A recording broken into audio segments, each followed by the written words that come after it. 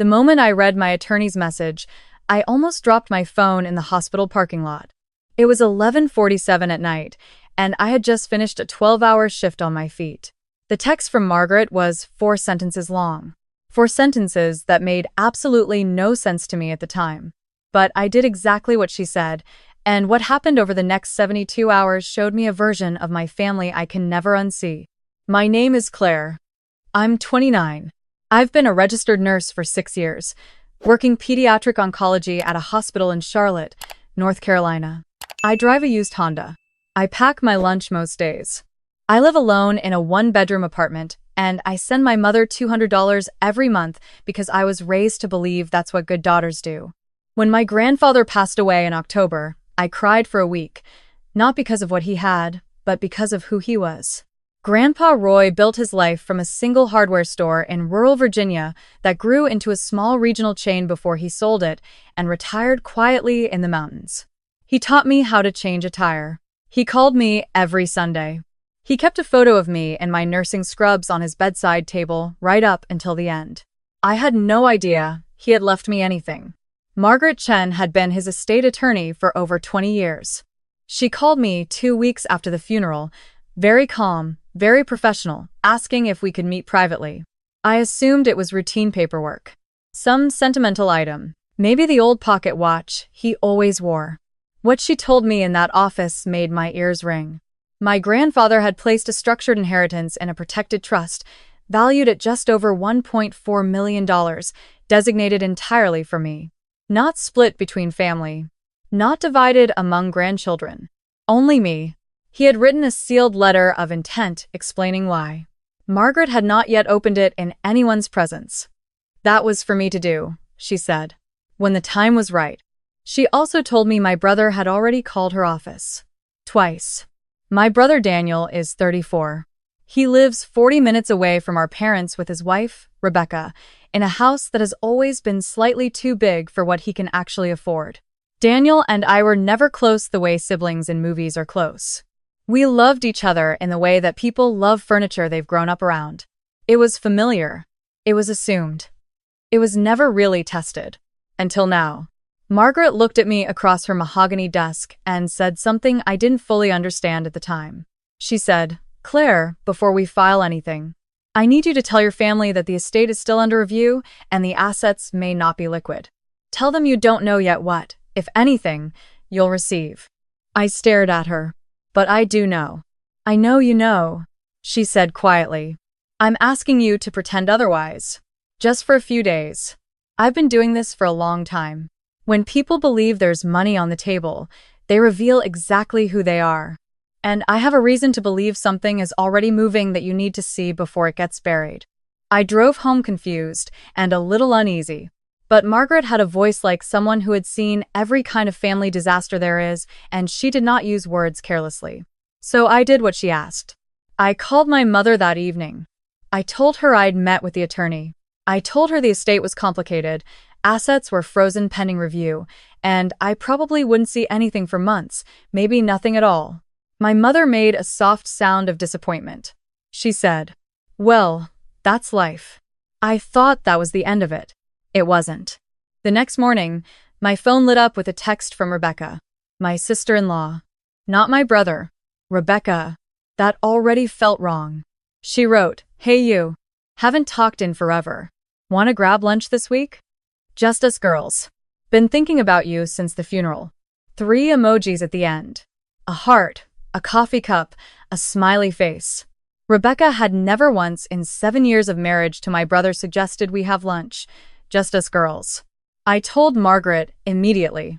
She wrote back 1 sentence. "Don't go to lunch. But respond warmly and say you'd love to. Then wait." I waited.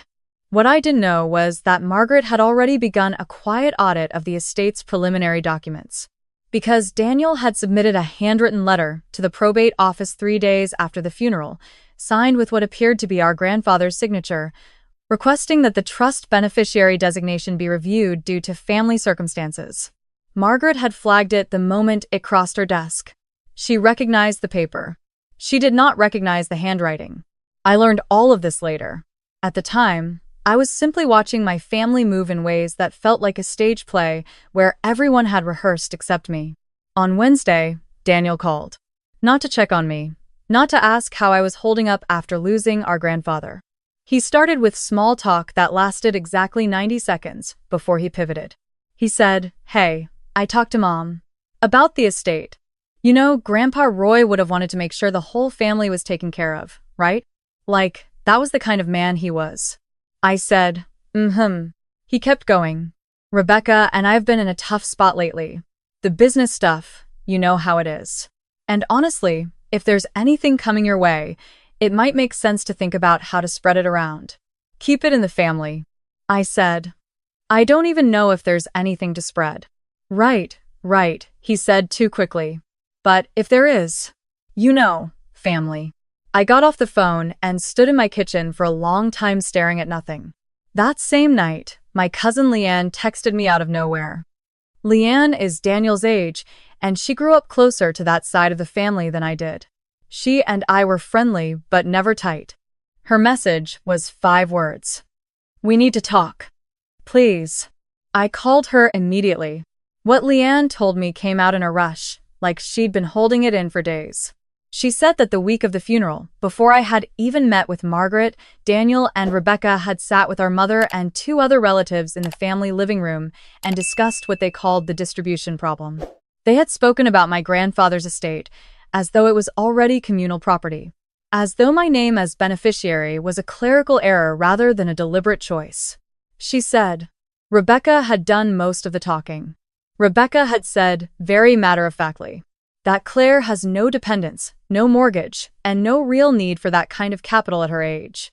She said it like I was an item in a budget that needed justifying. Leanne had been in the hallway. She hadn't been invited to the meeting. She had heard everything. I didn't know if I should say something. Leanne told me. But then I heard Daniel was going to the probate office, and I couldn't sit on it anymore. I thanked her. I hung up. My hands were shaking. I forwarded every detail to Margaret, and she called me within the hour.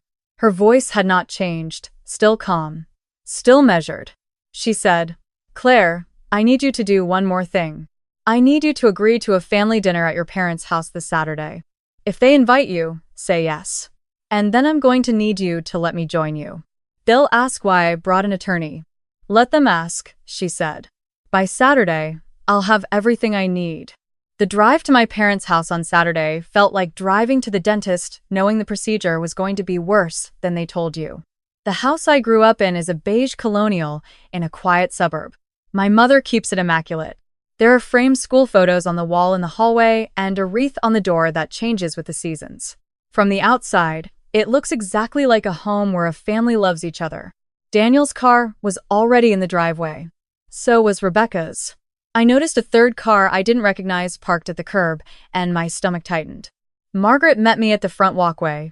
She was carrying a briefcase, and she looked, if anything, more composed than I felt. She said simply, "Ready?" I said, "Not even a little." She almost smiled. "That's fine. You don't need to be ready. You just need to be present." My mother opened the door before we could knock. She looked at Margaret, and something behind her eyes shifted in a way that was very quick and very telling. She said, "Oh, I didn't know you were bringing my attorney," I said. "Is that okay?" There was a pause that lasted a beat too long. "Of course," my mother said. The living room felt like a courtroom that was pretending to be a living room. Daniel sat on the couch with his arms crossed, trying to look casual and missing by a mile. Rebecca was beside him in a pressed blouse, her posture perfect, her expression the professional warmth of someone who had rehearsed warmth. There was a man I didn't know in the armchair near the window. Later, I learned he was a real estate consultant Rebecca had quietly hired to advise on liquidity options for an estate she had not been granted any rights to. Nobody acknowledged how strange any of this was. My mother offered coffee. Margaret declined politely. I sat down. Margaret sat beside me, placed her briefcase on the coffee table, and the temperature in the room dropped. Daniel broke first. He leaned forward with his elbows on his knees, doing the thing he always did when he was performing sincerity. "Claire, we're all just here because we care about this family, and we want to make sure Grandpa's legacy is handled the right way. He was a man who believed in family, in unity. I think we all know that. I didn't say anything. Rebecca took over smoothly. She had clearly prepared for this. There's been some concern, she said, using the word concern the way people use it when they mean objection, that the current beneficiary arrangement doesn't reflect what was actually discussed with Roy in his final months. He was elderly. He was unwell. He had people around him who may have had a certain influence. She paused.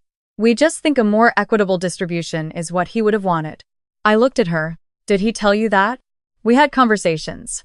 Did he tell you that specifically? She blinked. He was not always lucid, Claire. He called me every Sunday until 3 weeks before he died.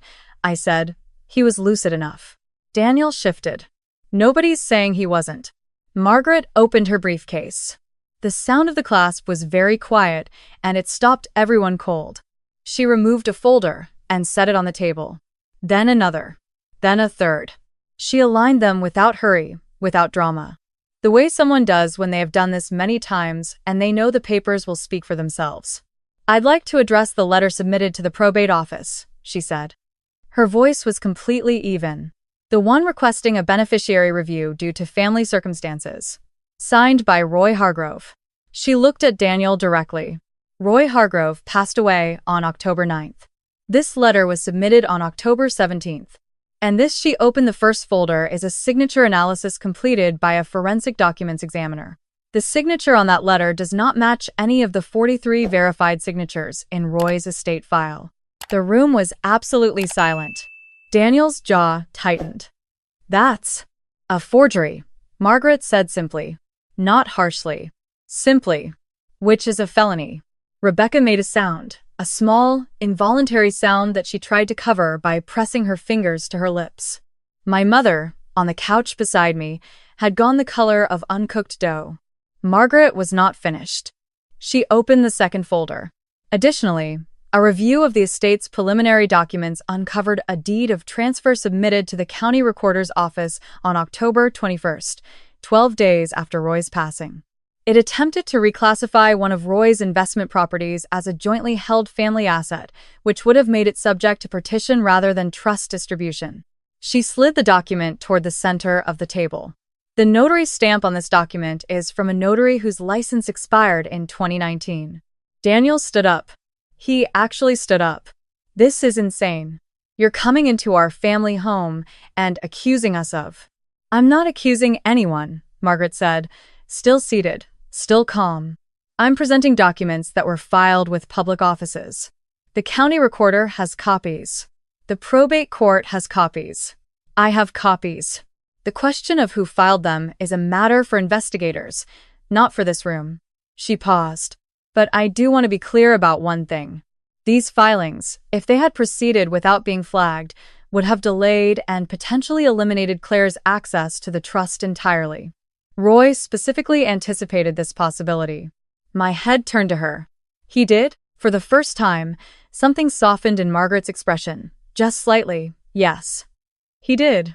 Which is why he placed a provision in the trust that automatically voids any modification attempt made within the first 6 months after his death, unless initiated by Claire herself. He wrote it 18 months ago. She looked at me. He told me then that he hoped he was wrong about his family, but he wanted to protect you in case he wasn't. I felt the back of my throat tighten in the way it does before crying. I was not going to cry in this room. Not here. My mother spoke for the first time in what felt like a very long time. Her voice was thin and careful. Alyssa Claire. We weren't trying to hurt you. We were trying to take what was left to me, I said. To make it fair, she said. I looked at her. This woman who I had sent $200 a month for 6 years. This woman whose framed photos of me hung on the wall 10 feet from where she was sitting. He made it fair, I said. He decided. Not you. Not Daniel. Not Rebecca. Him. Rebecca's consultant had been silent through all of this, and he stood now and excused himself. He had the dignity, at least, to look embarrassed. He left without saying another word, and I heard the front door open and close behind him. Daniel sat back down. Some of the heat had gone out of him. What replaced it was worse. It was calculation. He looked at Margaret. What happens now? That depends entirely on you, she said. Claire has chosen not to pursue criminal charges at this time. In exchange, you will both provide written acknowledgement that you have no claim to Roy Hargrove's estate and no standing to contest the trust. You will withdraw any pending filings from the probate court and the county recorder.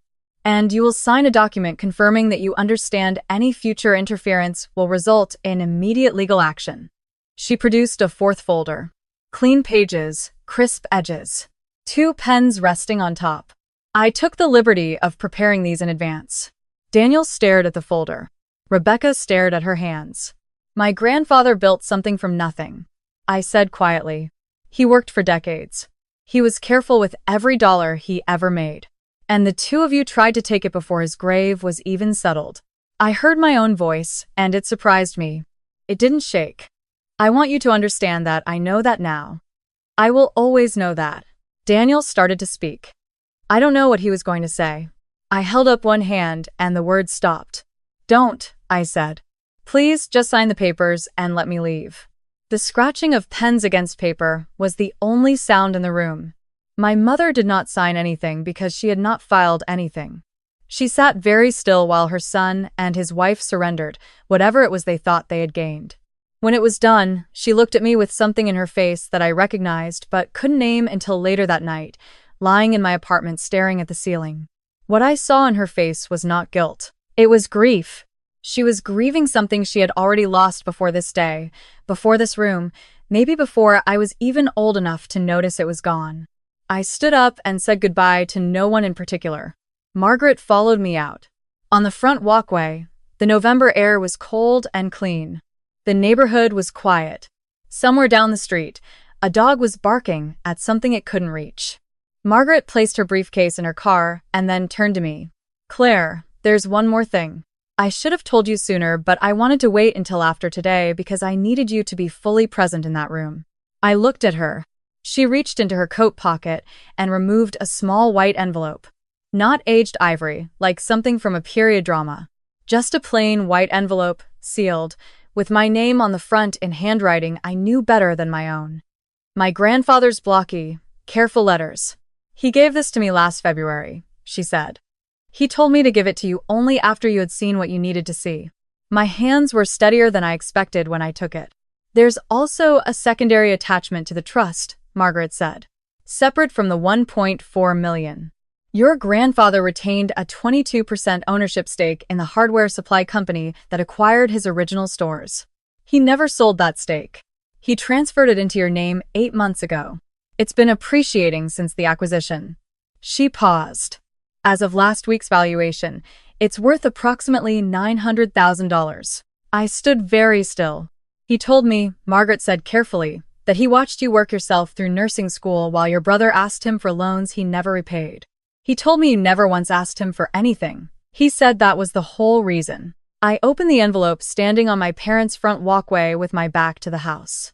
My grandfather's handwriting covered both sides of the page inside. He wrote that he had known for years what his son was capable of and that the grief of knowing had been one of the harder weights of his old age.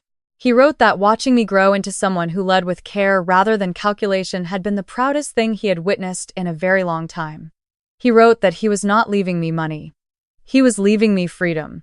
He made a distinction between the two that I have read so many times since that I have whole sentences of it memorized now. He wrote at the end, "You never needed my money to be worth something, Claire. But you're going to need it to stay free. Keep it, protect it, and don't apologize for a single cent." I folded the letter. I slid it back into the envelope. Margaret was watching me with the patience of someone who has seen people receive news, both wonderful and terrible, and has learned that both require the same thing. A moment of quiet. "Thank you," I said. And I meant it for everything she had done, and not just for the envelope. She nodded once. "Call me next week and we'll begin the formal transfer process." I walked to my car. I sat in the driver's seat for a few minutes without starting the engine. I looked at my parents' house in the rearview mirror. The wreath on the door was orange and brown, a fall wreath. My mother would swap it for a winter one sometime before December. The lights inside were on, warm and golden, exactly the way a house should look from outside. It is strange, loving a version of a place that no longer exists. I don't know what my relationship with my mother becomes from here. I don't know what civil coexistence looks like after something like this. I know that I still carry the years she spent raising me, the packed lunches and the late-night phone calls when I was doing my clinical rotations and crying in empty hospital stairwells because the work was so hard, and she would talk me back from the edge of quitting more than once. Those things happened. They are real. They live alongside everything else now, everything I learned in that living room, and I have no idea yet how to hold all of it at once. What I know is that my grandfather saw me clearly when it mattered most. That he planned ahead with the kind of quiet, methodical love that didn't require an audience. That he left me not just money, but a demonstration of exactly what love looks like when it isn't transactional. I know that I am nobody's easy mark. I drove home on the highway as the sun went down over Charlotte, the sky going orange and then purple and then that deep bruised blue that comes right before dark. I turned the heat on. I played the radio low. I thought about Grandpa Roy and his flannel shirt at the hardware store when I was 7, teaching me the names of every tool on the wall like they were characters in a story.